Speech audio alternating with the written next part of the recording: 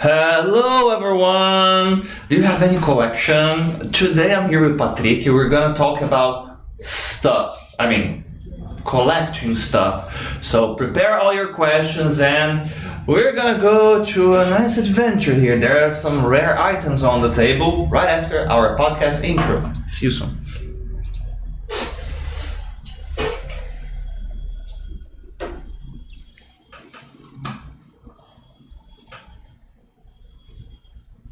Hello, Patrick. Welcome. Hello, thank you for having me. Man, before anything, okay, you have separated some nice stuff here, right? Yes. Okay, no spoilers, okay, but you guys are gonna have a surprise. It's like a time machine we have here. But before we go to the conversation, introduce yourself, please. My name is Patrick. I'm 25 years old. I'm from Embu das Artes, São Paulo. And I am the coordinator of Times Trianon. Okay. Pleasure. Shout out to you guys from Trianon. There is somebody here already. Shout out to you, Marcela. Welcome. Patrick, every time I have an English teacher here, I always like to ask, what's your story? How did you learn English? And in your case, it's something different than usual people. Normally people, I don't know, have someone in the family, they start studying at school. How did you learn, man? What's your story? So I guess this question has kind of two answers that kind of blend in together. My favorite movie is The Terminator. Okay. The Terminator nice movies, one. first and the second, yeah. Okay, I'm obsessed with them. And then I think I was 11 years old and I was scrolling through Play Store and I thought to myself, what if there's a Terminator game? And I typed Terminator and there were no games about Terminator, but there was this one app which I think was called Arnold Quotes, if I'm not mistaken. And it was the simplest thing. It was the dumbest but the simplest thing. It changed my life because Come with me if you wanna leave. exactly. So Run to the chopper. exactly. So I had you had those lots with the quotes in, and when you pressed, they played the quote. So get back to the chopper, come with me if you want to live, I'll be back. And I got obsessed with that. I was like, oh my God, that's how he says it in English. And I would be playing and trying to reproduce. And I remember the thing that stuck with me is that I couldn't say with. From come with me. I couldn't say it right. Come with me. Yes, exactly. Especially with the Austrian accent that I didn't know he had at the time. Yeah. So I started playing with it for weeks and weeks and weeks, and then I decided to watch the movie in English with the subtitles in Portuguese or something. So that was the start point for me. But then, since I'm obsessed with collecting, as we're going to see, I always searched about Terminator figures, action figures and statues. And then I found this one channel that the guy... he would get those statues it was mostly statues and he would customize them, but it was in English. Okay, so he was like, oh, I'm doing this, I'm doing that, and you were like, what the hell is he talking about? Yeah, so I did understand a single word, but the fact that I could see, there was the visual aid of him doing stuff, for me was enough for me to be interested in it. So I would watch it back to back, all the videos, and then at some point I realized, well, I am understanding him now. So it was kind of a symbiosis I learned by watching and by connecting what he was doing to what he was saying. So at some point, like 1 year into this of me watching, even without understanding, I started to realize, all right, I can understand what he's saying. And then it was a breakthrough for me. And then I started watching things in English and YouTube channels like I do to this day. And I'm basically self-taught. I've never been to an English school. Man, this is a nice tip for people that are struggling with English.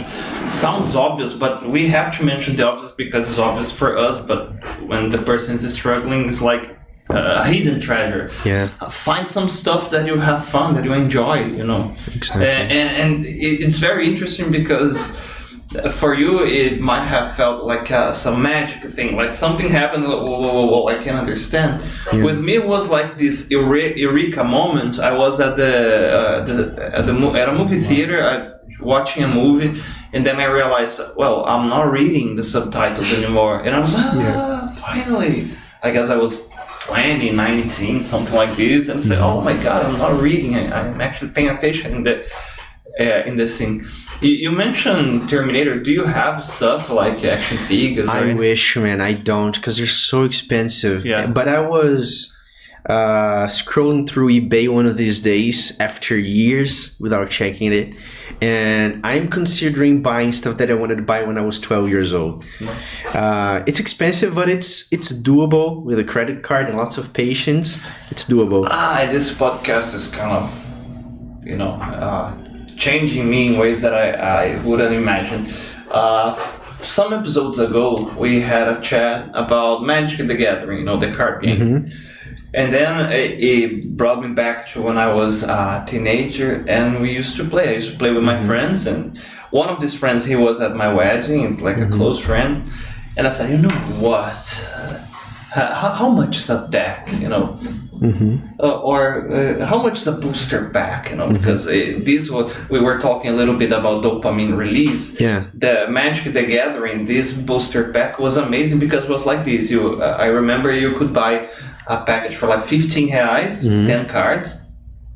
I'm talking about 1999 or the 2000, something like this. And it was like those scratch cards that you buy in a newsstand for the lottery. You got a car, you got a chicken, you got nothing. Yeah. You could find like a lot of lands, like basic cards that are worth cents, or you could find something really precious, really rare. So the anticipation drove us crazy. And last week I bought a lot of cards. And I checked. Used or new? What? Used or new? No, new. Right. But I tried to do something that was like, okay, some of them are gonna be a surprise. Some of these cards are gonna be special, so I can kind of assemble a nice deck. And now I have to see these friends again. So man, tell me, is it trash or was it a nice deal? And then so you just started with the Magic cards. You've never played with them. No, I used to play when I was a teenager, but man, this was like 5 years ago. This was like 20 something years ago, and talking to you made me remember 2 canon events in my life. One, since I was a kid, I was a fan of terror stories, and Freddy Krueger was like my worst nightmare, pun intended, and the monster that I was obsessed. I was 7 or 8 years old. I was at the mall with my family, and I saw the glove, like Freddy Krueger's glove in a pack, and I asked my parents, "Oh, can I have it?" "Oh, of course, this is satanic shit." No, because my father is very religious.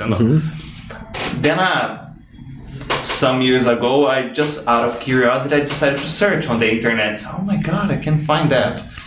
And the second thing, I was 5 years old. There was this terrifying, ugly alien doll or toy. You guys maybe remember, it's called Nebby.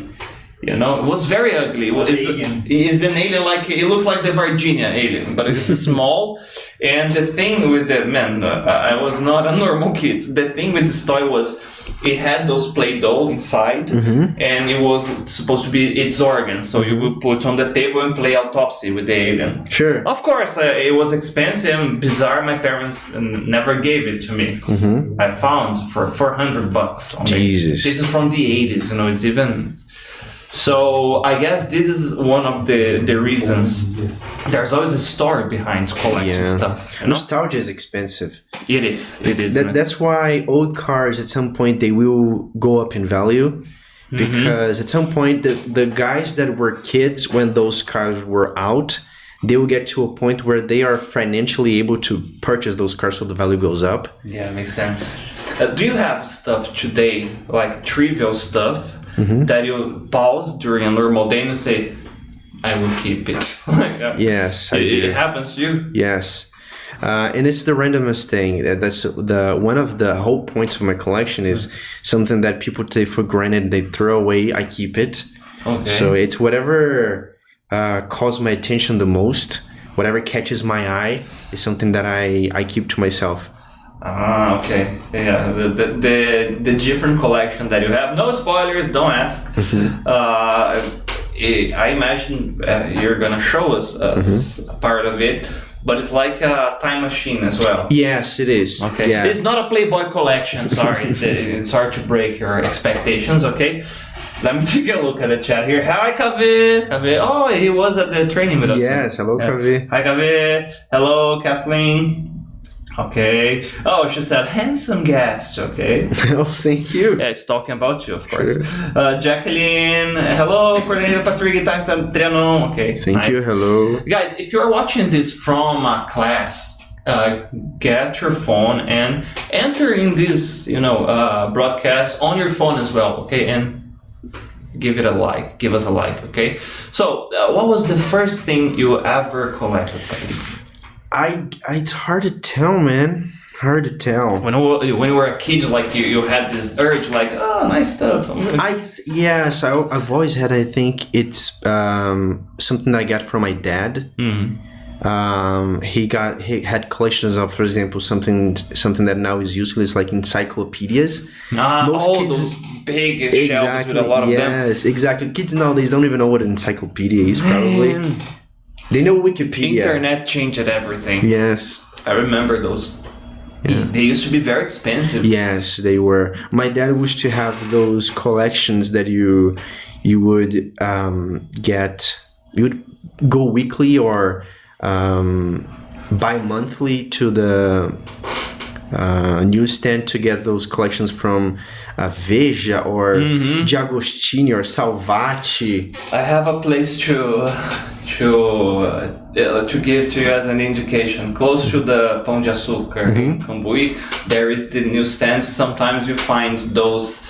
Remember those magazines that they used to come with bones, and it was about the human body. Oh, sure, yes. There were some like that. Man, I feel old. Bingo, But I saw some of these there. Why do you think?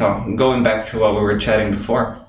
Why do you think when I say we, I mean not only us, but people that are into collections, they have such a passion for it, man? Any guess what's the reason behind it? I guess there are multiple reasons, but some things resonate with everyone. I think it's always something to do with the childhood. I think it's a big part of it. So people tend to be very nostalgic. I am a deeply nostalgic person.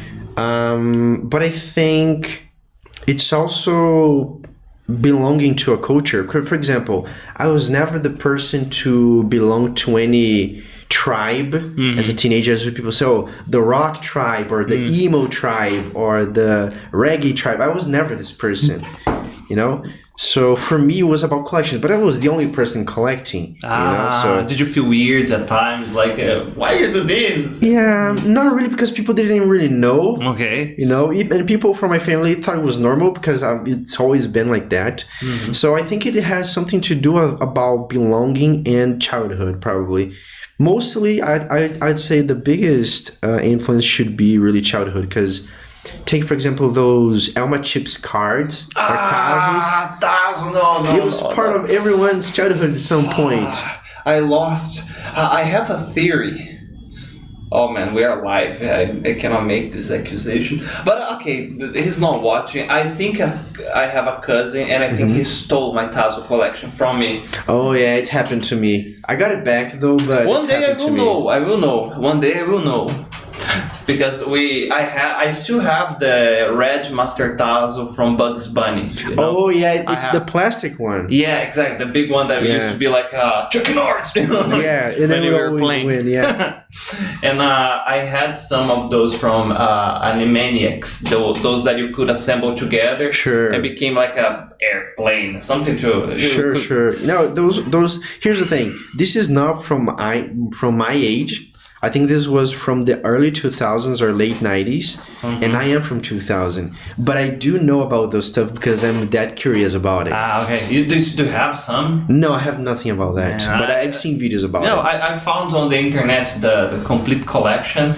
Not very expensive, surprisingly. And again, and this is an important point. For some people, it may be completely useless. Why would you buy such a thing?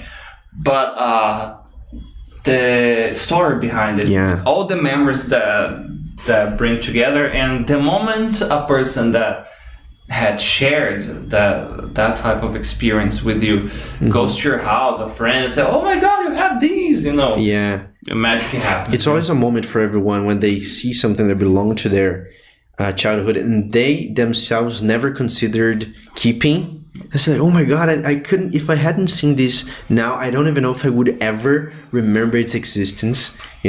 And when you said something that you said you found the whole collection, and it wasn't very expensive, it always makes me wonder, when you buy something, those collections, they're complete and buy them used, you can always wonder, like, this belonged to somebody. Yeah, what was the story behind? How did this person play with this? How did this person, what value did this have to that person? The story, I was talking to you about this ring that was my grandfather's ring.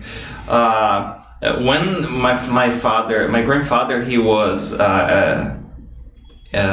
enrolled for the Second War here, but he didn't go. That's why he didn't die in that period. He was in the Santos Harbor, and when I got the ring, and my mom told me the story, I said, "Oh my God, Mom, just this much, and this ring could have killed Nazis." This is very precious to me, but it would be a little bit more because of it.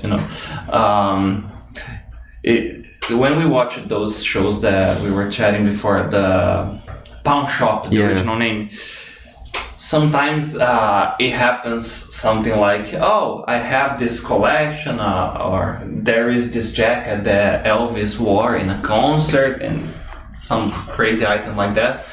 And then it's like, he used to belong to my grandfather, to my father, to my mom.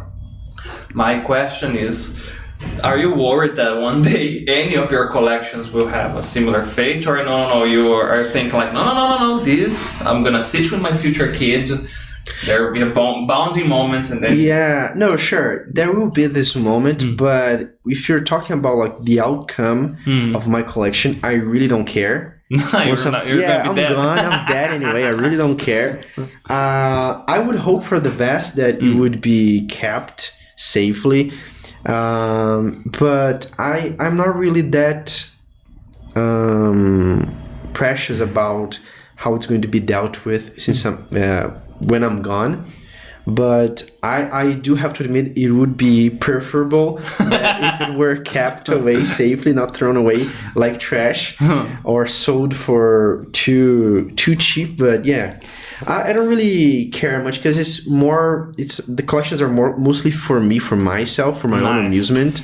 So this is a key part of it too, because part of the collections, they are like an extension of the person who brought it together. So for example, my grandfather had this watch, it was a beautiful watch as well, and every time I would go and look at it, I said, okay, the memory, him wearing the thing, it used to break a lot, was those that you had to wind. Yeah, it was shitty watch, but it was his watch, my grandfather's watch. As I told you before, I collect blades, so I have my house looks like a tavern. I have swords and axes.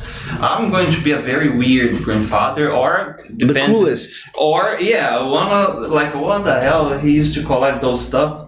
So I don't know. We could go to a basement and get dusty, or maybe it could be something like, this used to belong to my grandfather. He liked this stuff. Like you said, a family heirloom. Exactly, that's the goal. Let me take a look here. Lucas Almeida said, the most old school teacher from Times Trianon. Thank you. Which Lucas is it? Lucas Almeida here. All right, sure. Thank you, Lucas. Okay, let's address this treasure here. Can you tell us a little bit about this? So I have some kind of rare-ish Monica comics. So this is 500 editions by Panini.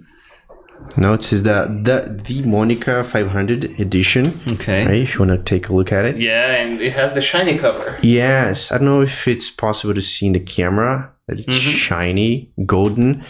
And these are similar, but they are the 100 editions. And they smell new, I guess. Yeah, it does. This day. They do, man.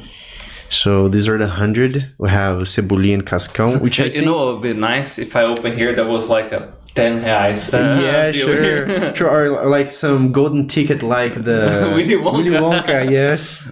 And I have a random one that I don't really remember I got it from, that I don't really treasure, but it's interesting because it's a first edition, which is Neymar Jr. First edition. I don't care about soccer, I don't care about Neymar Jr., but it's a first edition. Man, there aren't that many. By his hair, it's probably 2012, I guess. Yeah, it is very old. I think it's from the time that he still played at Santos or something. Mm-hmm. Very random. I'm looking for the year here. Yeah, the date is usually on that last page somewhere, but I can never find it easily. 2013, there close it is. enough. Yeah. He should have been the World Cup. What the hell, Dunga? Man, that was... Another one here. It's Monica's 50 years anniversary. So this is golden. You know, nice. And I didn't know it's valid, and I keep it in a plastic. They'll keep doing it because of the grease in our hands. Yes, exactly. So this is a regular kitchen plastic that we used to wrap things with. This is like a battle wound. The marks here and these things. Exactly. It makes it cooler. Yeah. Because it has some history behind it. You know. But it's worth less. That's the reason why it has some smudges and some wear marks, because I never really cared about this one. Man, it was less than $4. This one. Yes, I have no idea how much they cost now. Yeah, I think keep them safe, man. You know, we never know. And this is something interesting. Tell us again. How was the moment you bought them? You were not thinking about having a long time collection, something like this at the time, were you? No, yeah, I was thinking. For example, this 50-year anniversary. I bought it knowing that it would be something that would last forever, and when another 50 years comes by, this is going to be worth a lot. You had an entrepreneur mindset. Yes, but it's for me. I have no intention of selling it. I just think it's really cool. Because 50 years from here, I hope I will still be here, and I'll be able to be present at the 100-year anniversary of Monica. And this is something that will come up eventually, you know. And matter of fact, I was just searching because again, I don't care how much they were worth now, but just out of curiosity, because I knew maybe people would ask, I searched about this one. It's worth $100 now. And I paid $4.90 for it. That's a nice investment. Yes, it's a good investment. So my dream is, if I had the chance or the money, I would like to have a complete collection of Turma da Mônica. Oh, that's a nice challenge. Yes, it's a endeavor. It takes a lot of time and money, but do you have any idea, Patrick, how many of them are there? I don't know by thousands, maybe. I don't know. Yeah, there are a couple of thousands. I don't know by heart, but for example, I think because Monica has had 3 editors. You know, so the first one was Abril. I remember this. Yes, the oldest one. So Monica, I think they had 60 editions. There weren't that many because they were almost monthly. They would come out only monthly, so 60 something. Then we had Globo with a couple of thousands, and then Panini now with a couple of thousands also. So I have actually seen at Mercado Livre at the time, for example, all the global editions of Monica, and it will cost it like $7,000 at the time. And it was like 10 years ago. Man. By the way, I mentioned that I bought the Magic the Gathering cards. The collection of Lord of the Ring, the booster pack, is $2,500. Jesus. In Mercado Livre, I found it. Yeah, what's up with this? It looks like a cuter version, more handsome version of Jackie Chan. You know? Yes, it's the young Chico Bento, right? Chico Bento, yes. Like a kind of a manga wish style. Yes, right? Yes. It all started with Turma da Mônica, young Turma da Mônica, which is this one here. This was actually kind of the breakthrough for collecting. I don't buy them weekly ever, so I don't remember the last time I bought Monica, but I like when I see this. I like buying the special editions because again, it takes a lot of time, and it does. It would break my mind thinking, wow, I'm starting Monica collection now, but there are thousands that came before it. So if I have the money to afford, I'm going to buy them all at once, you know. So I don't collect them, but when I was a teenager, Turma da Mônica Jovem came out, and I started collecting. I think my first edition was number 7, so I skipped many. And then many years later, I think this was 2013, and this edition is 2007, that had been known. right? Let the record know. This is 2007, and I only bought it. I was only able to find a sealed version like this in 2013. Damn. So a couple of years later. And the secret on this one is that I bought it sealed and I didn't open for a couple of years until I had the chance of opening in front of Mauricio de Souza and getting his signature. Wait. You have the... Yes, actually I'm going to open it now live. Okay, it's an important moment. Let's see if I will be able to, because it's wrapped so tightly that I have don't a even pocket know. knife here. No, I don't. Let's Or see. do I?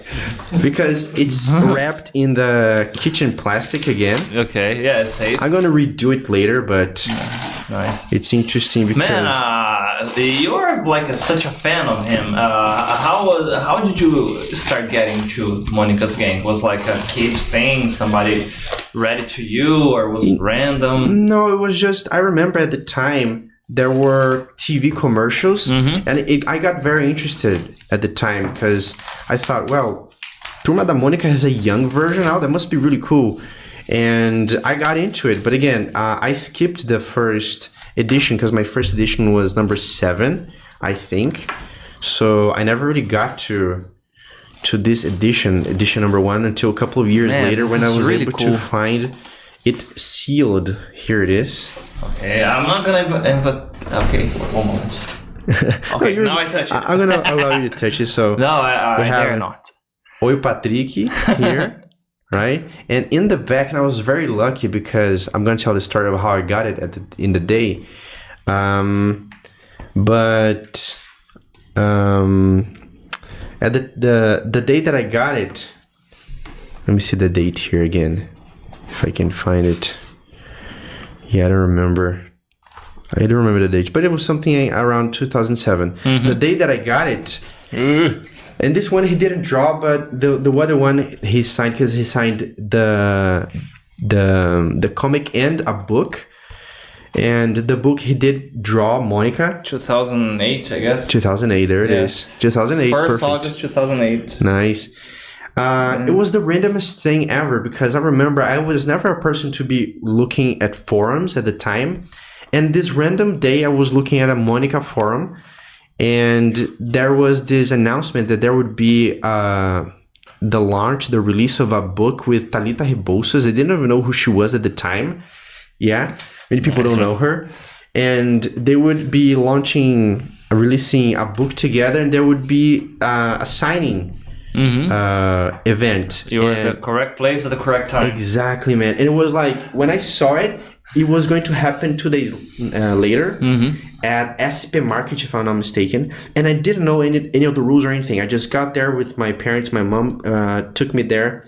And it was at a Saraiva bookstore. I got there. There was a lot of people. And I bought I didn't know at the time, but you had to buy the book, of course. I bought the book. And then you'd get a number in the line. And I was like, 3 to last. There are like 300 numbers, and I was like 297 something, 296. And did you keep the ticket? No. But I didn't know that they were numbered. I didn't know they were numbered or anything. I just got there at the last minute. I got into line, bought the thing, and then I was like, all right, almost didn't make it. And then by the time that I went upstairs to get into there was a special room that they would keep all these people. All the girls on the line were asking to buy my ticket to get in. I'm gonna buy for you. So the book was like 50 reais. They were offering me 200. Really? They were offering me 200 to get in. And of course, I didn't sell it, and I got in. And it took a long time. They talked about the things. I think it lasted like 3 hours, man. Damn. Yeah, because they talked about the book, and that didn't take long. But then the signing took a very long time. I imagine. Was he friendly? Like totally. And at the time, I thought it was the worst thing that I got one of the last tickets. Was the best thing that ever happened to me. Here's the reason. More relaxed, maybe. Exactly. That's the point. So the first people, they were kind of in a hurry to get things going and just sign in, take a picture, and goodbye. Like, okay, get it. Take a picture and sign. Exactly. So at the time, they were a bit more flexible, and I was able to talk to him, and he signed both the book and the comic, and he even drew Monica on the book. So it was a really special moment. And I remember this was 2013-ish, and I asked him about Turma da Mônica movie, because at the time there was the rumor, and the movie only came out 2019. Oh, it's true. Yeah, almost a decade later, man. And he said, we're talking about it, but never, at the time, like, it never came out. And then when it came out, I was already a teenager, didn't care about it. Man, in 2013, smartphones were not a thing yet. We had social media already. Yeah. And I don't know, I think sometimes that if the technological evolution of things will make some of these habits disappear, but I guess it's gonna do it the exact opposite. It's gonna make people appreciate more this stuff. Oh yeah, because they will become rarer and rarer. Yeah, physical media will never go away, man. Never. I think, because think about it, vinyl is doing a comeback now. I guess next thing is going to be cassette tapes.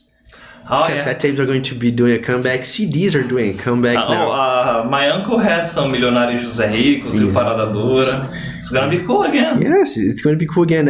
Because everything is cyclical, you know? So it would always come back. So physical photos now are back also, as you know. It's true.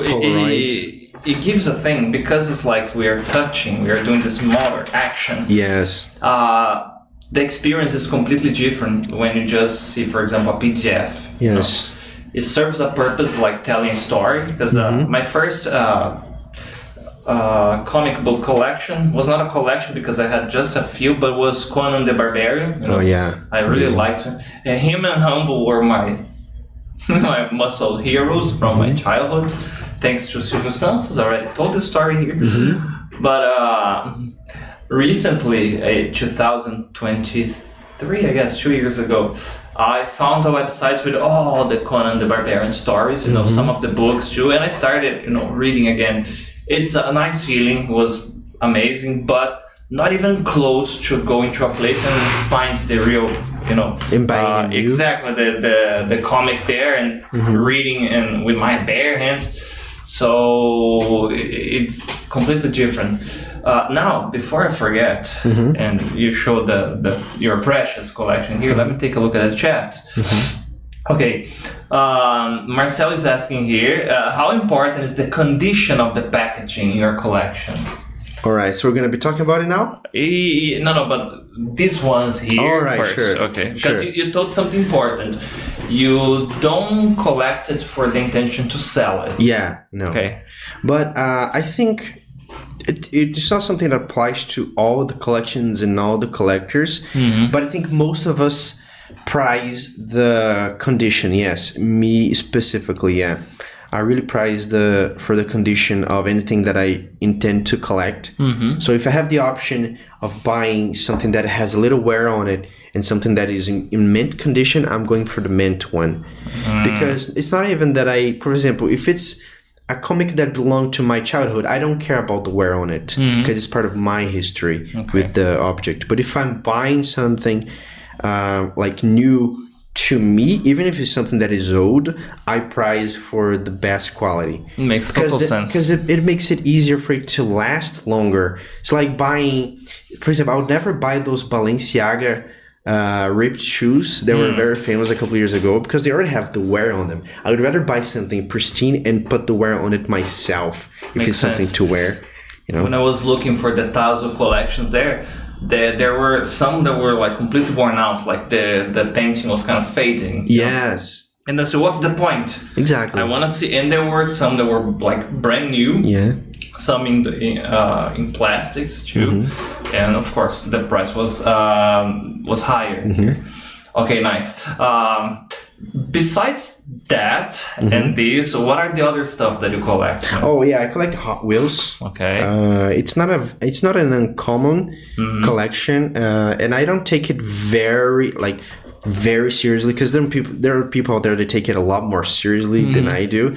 I only buy mainline. So the regular ones, because Hot Wheels has lines. They have a room for that. Exactly, and they have the most expensive lines because they're lined. So the main line, and you have the Boulevard line and Team Transport line. For example, for a Team Transport, you can pay new in Brazil, R$200. It's ridiculously expensive. I've never bought, and I have no intention in buying them. I just buy the main lines. The regular ones that come in a cardboard art, the regular Hot Wheels. So, if, for example, you have a friend visiting you, you know, that also likes this. Do you have a specific place in your house, or is like I don't know, inside a closet or something like this, or no, you have like shelves and stuff like here, like a trophy room? It would be preferable if I had a place to show them, but no, I actually store them in shoe boxes. Okay, I have a reason for asking this. When you ever, or if you already have, I'm sorry, but when you have a wife, the difference of being called an accumulator and a collector is just the shelves in the showroom. Exactly. If it's in a basement or in a ceiling, say, it's just a bunch of stuff the guy collects. But if you display nicely in a place, it's the collection. It depends on how organized you are in storing them, right? It's not occupying space. Yeah. The trophy room is making the room more beautiful. Yeah, that's one of the reasons why I actually store them away in a shoebox, because if I were to store them the way that I keep them, which is I don't open the package, it would take an unfathomable space, amount of space that I simply don't have. Because people usually what they do, especially with mainlines, is they buy, they open, they throw away the cardboard and the blister, and they keep just the card and put them on display. I don't do that. I keep it sealed. So it would take... For protection, I guess it's better too. And yeah, it would be on one of the reasons, but not for me. The reason why is just that I love the art on the box. I can never really I can never convince myself to break it apart. Especially because if I break it apart, then I have the responsibility of showing them, of storing them in a specific display area, which I'm not willing to do now.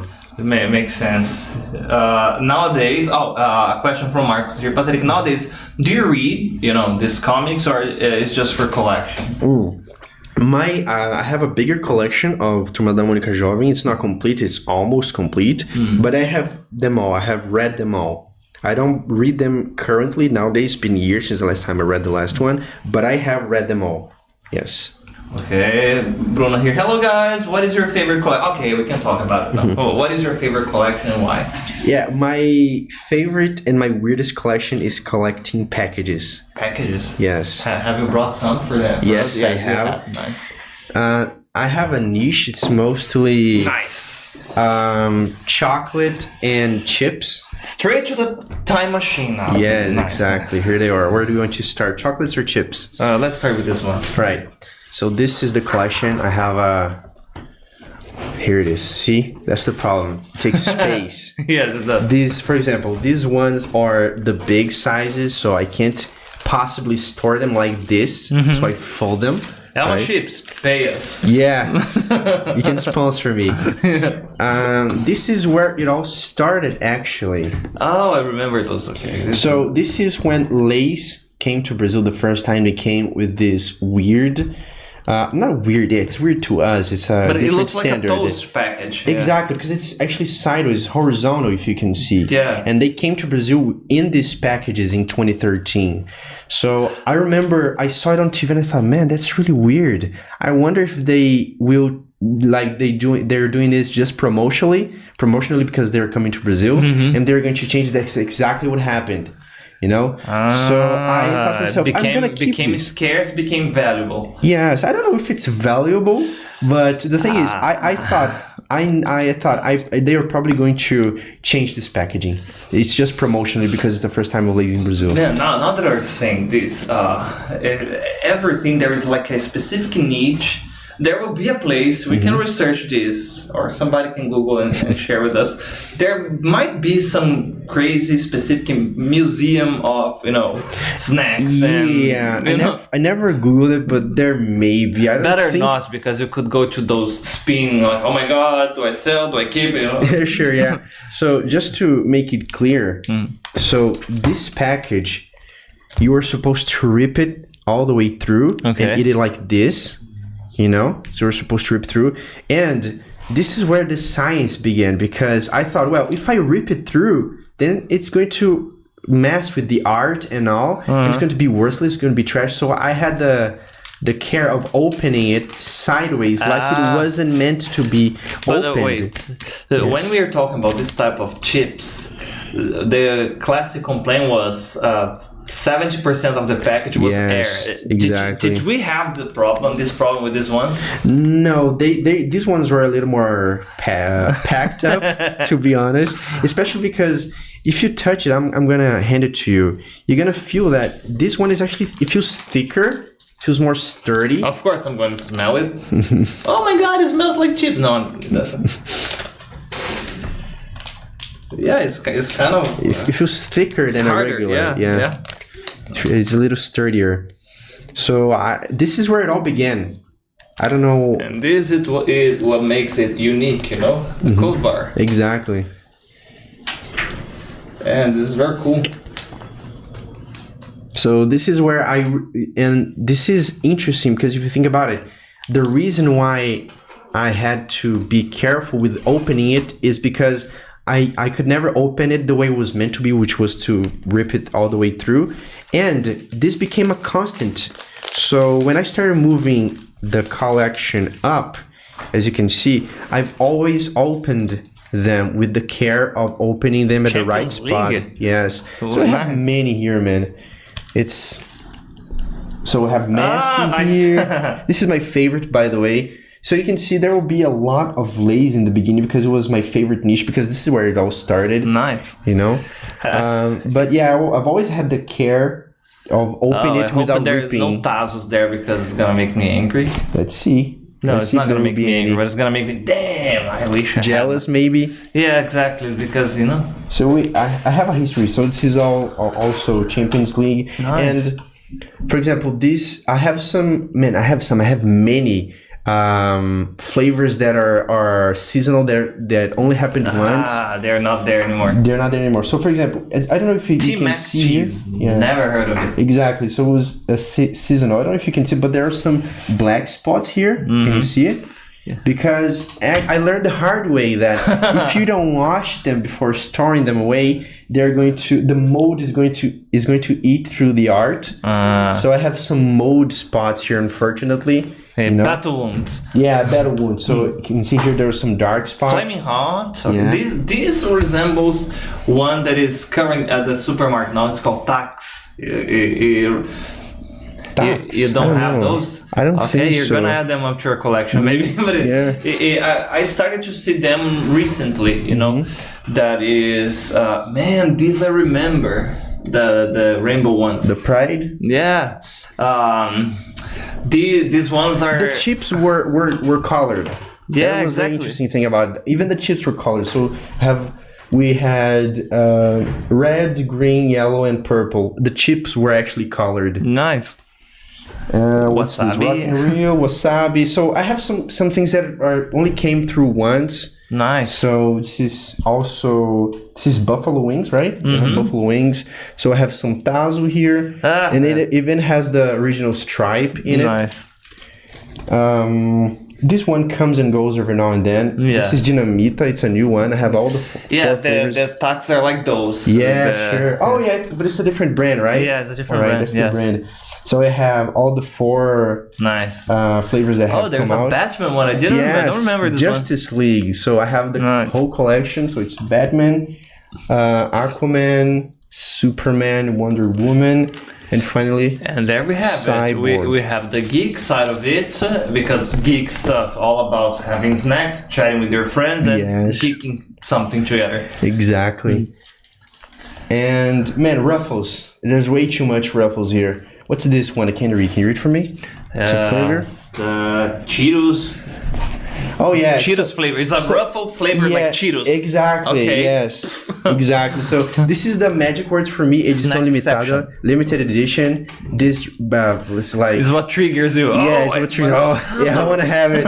Special edition. So I have NBA here. Nice. I think I have 3 of them. Let me see. Yes. So a green, a red, and a blue. This one, Champions League. This is beautiful. This one's beautiful. So that's the thing. That's the thing about it is this one, I remember exactly where I got it from, which was from my sister. And it's always like people know about my madness. People in my family know about my madness. So every now and then they see something, they kind of guess it's right. And they send me a picture. Hey, do you want this? And I say yes or no, I already have this. So this was the case. My sister was somewhere in Liberdade, I think. And then she sent me a picture. Do you want this? I said yes. And I never saw it anywhere else. So like, had she not taken the effort of sending me this and keeping this for me, I would never have it. Because I never found this in stores. Yes, me neither. I don't even know if there were any more variations because I only have this one because of her. It looks like the golden ticket. Exactly. Nice. Yeah. So, for example, this is also something that I love, that I prize, which is collabs between different brands. So we have Doritos and Heinz. So we have the ketchup on this side, and of course the mustard on this side. See? Then this is also something that was promotional. It's a new taste for something. Crunch. So this is the new Ruffles. I don't know if you noticed, but Ruffles changed the shape. This is when they came out. The new shape. Okay. Right. So $2.99. Yeah, mayonnaise. So this is Hellmann's. Okay, again, another collab. Nice. I love these. This is hamburger Ruffles. I've never seen this one. Yes, they were on a couple of months ago. Actually, they were still on. And we have here hot dog. Never seen this one. Yes, this is also 2 new flavors. I have the 2 flavors. This one comes and goes every now and then. And here it is. Man, those Cheetos that is like a tube is becoming harder to find. Cheetos. Oh yeah, the regular Cheetos. Yeah. So these ones are also promotional from Festa Junina. Nice. Right? So what is this one? This is corn, right? Yeah. And this one is cocada. What the hell? Yeah, it was actually sweet, man. It was the weirdest thing ever. It was actually sweet. So you buy a salty snack that is sweet. Exactly. Yes. Because, the name we use here. Exactly. TikTok edition. TikTok edition. Yes. So I have now there's just some random ones, bigger. And but these are not the good. Yes, these are not the OGs. It's not the Lonely Tunes. No. But there's some here. And then Outback, also another collab. So we've seen ribs on the Barbie. Exactly. So we've seen Outback, Hellmann's, Heinz, TikTok. Have many collabs. So this is something that really catches my eye here. That's mostly it for chips, right? I even left some at home because I have way too many of those. And the second part. Well, the coolest thing you said is like your family knows that you have this collection. Yeah. And instead of like, oh, why are you still doing this? Oh, do you want this? Exactly. But this is beautiful because, like we were chatting before, our collections, they become an extension of ourselves. Yeah. So the beautiful thing is like someone from your family is doing some random stuff, regular stuff at the supermarket, and they remember you because they go to a corridor there, they see some shelf and like, oh, Patrick's gonna like it. Exactly. It's a way to show appreciation. So yes. So nice. Nobody collects, only me, but they show their appreciations for me by doing this, by asking, hey, do you want this? Do you already have this? Nice. So yeah. Okay, I remember a very specific brand of chocolate that was at the time that soap opera Pantanal was on TV. Do you know what I'm talking about? Yeah, and there were like some dinosaurs on it. I guess 93, 94 when Jurassic Park was a thing. But let's see. Yes, let's see about that. So this is chocolate. Okay. Right. So again, they fall, as you can see. They do fall because I haven't actually found the form factor to store them properly. I tried to organize them, so you can see they all fell, now that I'm showing, because every time that I'm looking at it, I'm not looking at showing this like vertically, I'm looking at this, like with it laid down so it doesn't fall, but it's going to happen, right? No problem, nice. So I have many chocolates here, and it's just something interesting. When you mentioned about the time machine, as you can see, these chocolates here, they don't have that label that we have now, like high on sugar, high on fat, and then we start seeing them. They are doing what my cousin had, this collection of cigarette packs, you know, when we were kids. He didn't smoke, obviously, but he had the collection.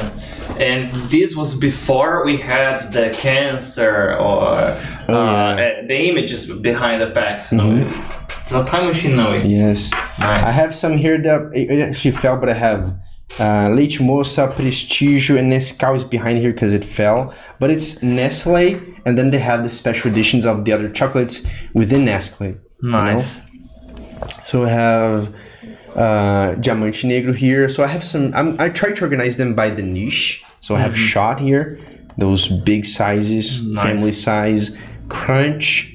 You know, I have different flavors and a small one here.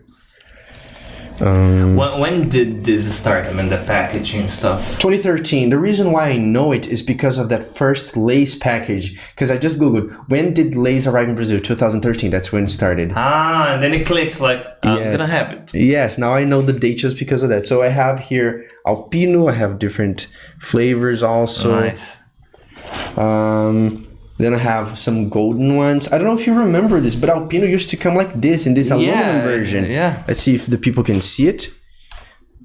All right, I think it's right here. It resembles a little bit the Ferrero Rocher. Yeah, so it doesn't come like this anymore. I only have it here. Kids nowadays won't know that it looked like this in the past. Yeah. Twix.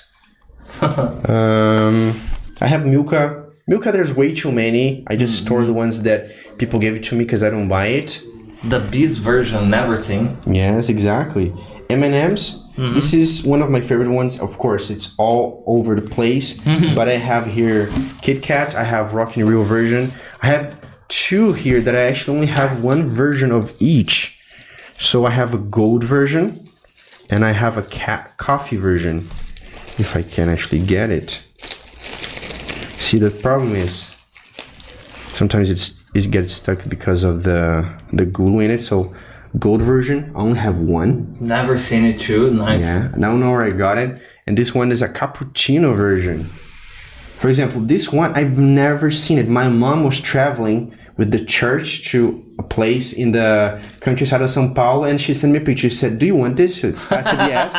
She brought it home. I opened it. She ate it, but I kept the package. I didn't eat the chocolate. I didn't care about the chocolate. I just wanted the packaging. One man's trash is another man's treasure. This is the very definition of my collection, man.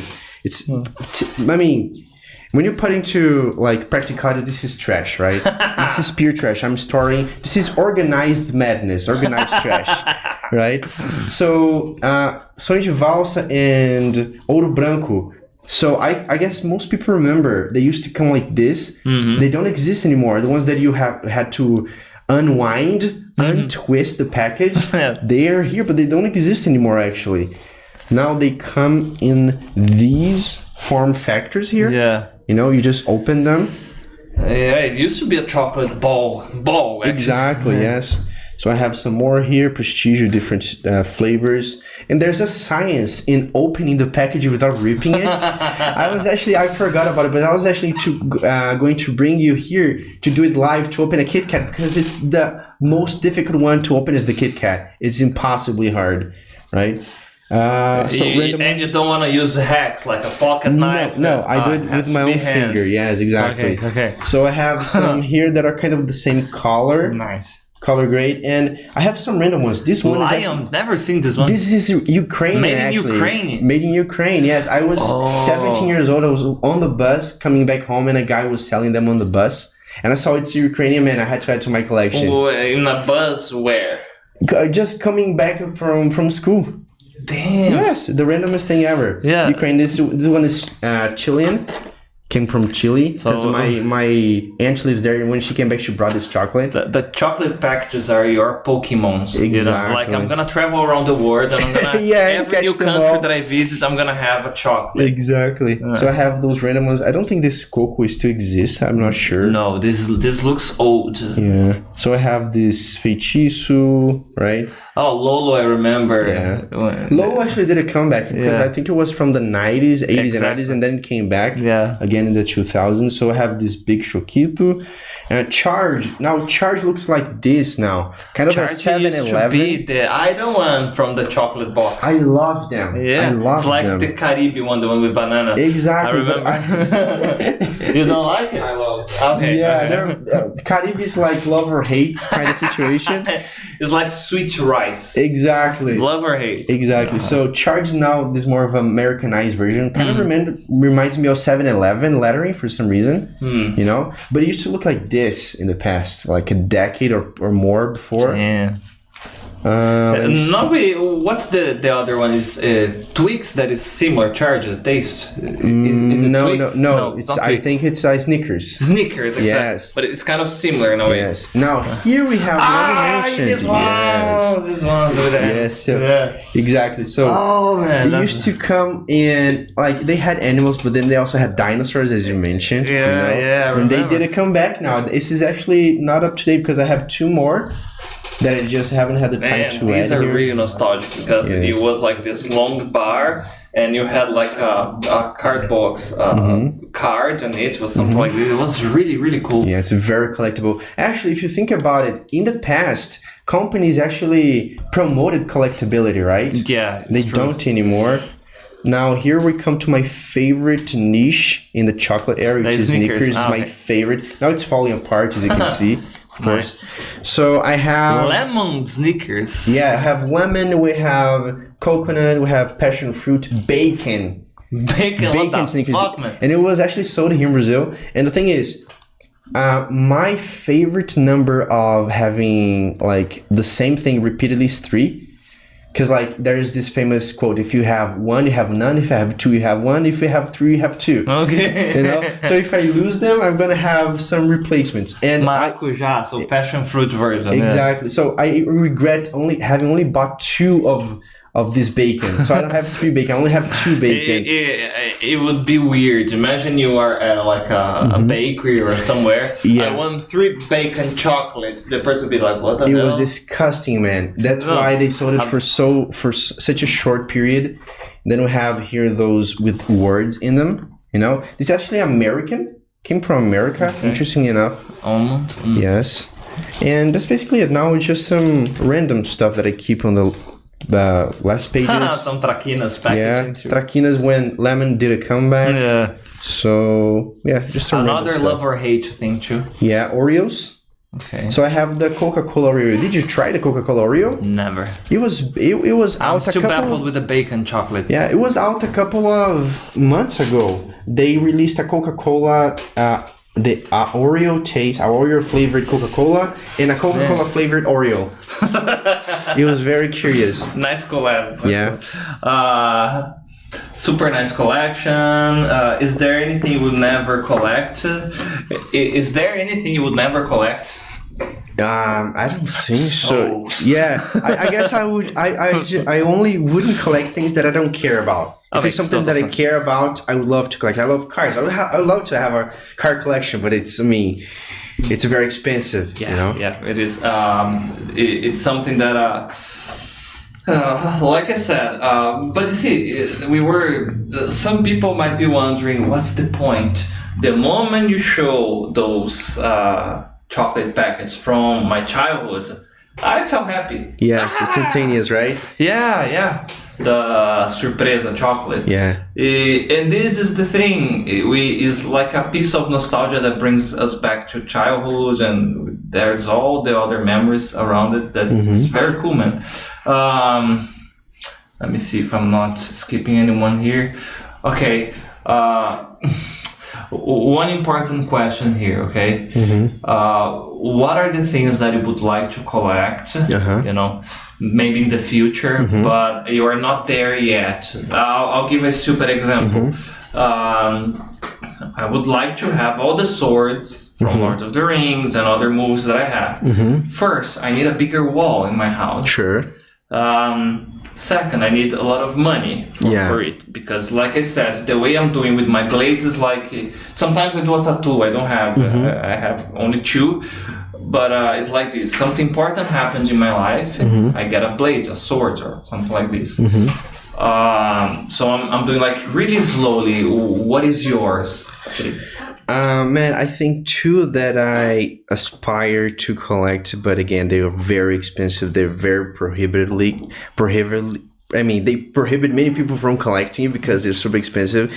Cars, I love cars. You would like have like a garage with a Lamborghini, James Bond, BMW. Yeah, I'm more of an old car guy. My favorite car is a '67 Mustang. Oh, but my favorite is the '69. I love the So Mustang. it's the Boss. Yeah. The Boss for 302 or the 429. It's John Wick's car. Okay, yeah. Yes. This one. I remember the one from that movie with Nicolas Cage and Angelina Jolie. Leonor. Yeah, I hate Leonor, man. I remember Leonor. Yeah. Yeah, the reason why I hate Leonor is because they actually, when the movie came out, so many original '67 Mustangs were turned into Leonor. Is this something you can't undo? Okay. So I don't have anything against the car. It's just that the fact that it exists destroyed so many original '67 Mustangs. That's why they're so expensive now. So cars and action figures would be my choice. Okay.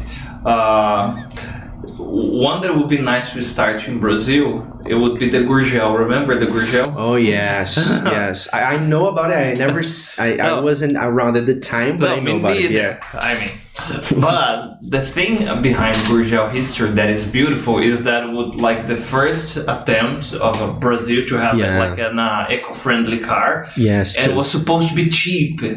So if you find one today. Yes, because they were electric, right? The first gurgels were electric. Then they used the Volkswagen mechanic. So from the 70s. Yes, it's wild, and they were all glass, fiberglass. They weren't metal. Yeah, it's true. That's why they were so cheap. Like, damn, we are running out of time already. Damn. Okay, who knows maybe a part 2? Yeah, but not in a very distant future. We could be here. Oh man, I just got a '69 Mustang and a Gran Torino. What about you? I wish. Welcome to Talking Times, episode 3000. I pray so. Okay, before we go, Patrick, a final message to everybody watching us. Do what you enjoy. You know, do something that you love to. And don't care about people's opinion, because if I were to care about people's opinion, I am the weirdest guy, but I wouldn't have started this collection of collecting literal trash. So I am the living example that you can find treasure in trash. So do this. Every time that you feel passionate about something, just do it. Don't care about people's opinions. Maybe you find other people who share your same passion along the way. And I imagine it feels great for you organizing everything. Oh yeah, it's a therapy. Yeah, exactly. So this is the one of the main points. Guys, thank you so much for being here with us, watching us. This episode is going to be on Spotify tomorrow, okay? Follow this channel, subscribe, give us a like, share this with a friend, and hope to see you next week on our next episode of Talking Times. Bye-bye. Bye-bye. Thank you.